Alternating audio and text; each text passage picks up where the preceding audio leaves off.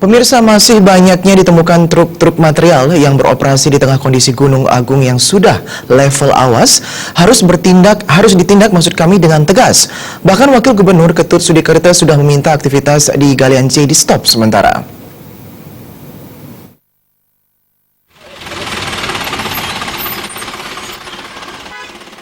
Beginilah aktivitas truk-truk yang melintas di wilayah Desa Tembok, Sambirenteng, dan sekitarnya. Hampir setiap harinya, ratusan truk-truk tersebut melintas dan mengirim material ke wilayah Buleleng dan sekitarnya. Sebenarnya pemerintah Provinsi Bali sudah memberikan himbauan kepada Pemkab Karangasem, pengusaha material untuk menghentikan sementara aktivitas di Galian C masing-masing, apalagi di tengah kondisi Gunung Agung yang masih berada pada zona merah. Namun himbauan tersebut nampaknya tidak digubris. Siang kemarin di Kabupaten Buleleng, Wakil Gubernur Bali kembali menghimbau kepada pengusaha khususnya untuk menghentikan aktivitas di Galian C untuk menghindari resiko yang tidak diinginkan.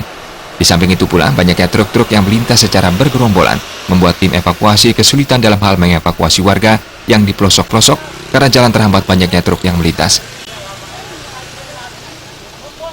Pasca terjadinya mulai erupsi kecil-kecilan yang terjadi pada Gunung Agung, kita mengimbau, mengajak kepada warga masyarakat untuk tidak melakukan dulu itu.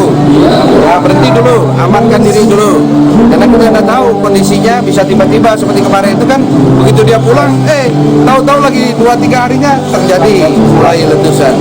Daripada kita tidak terselamatkan nyawa kita, kehidupan tidak bisa kita lanjutkan, maka lebih bagus imbauan saya kepada para penambang Galian C itu hentikan dulu sampai situasi kembali stabil, normal.